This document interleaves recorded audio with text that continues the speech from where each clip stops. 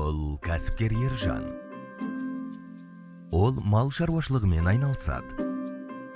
Соңғы уақытта оның 4 түлігінің семірмеуі оны қатты алаңдатуда. Қаншама бордақылаудың жаңа әдістерін қолданса да, жұмысы оңды болмады. Үйде де, жұмыста да орын таппаған Ержан шетел мамандарына дейін хабарласады. Алло?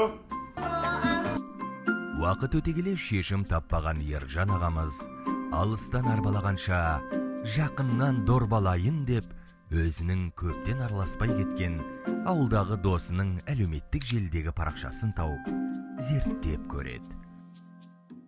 Ал, құрметті көрермендер, тікелей эфирде орталық стадион алаңынан. Оның жағдайының мәз екенін көріп, оған шұғыл түрде хабарласады. Алло, қуандық?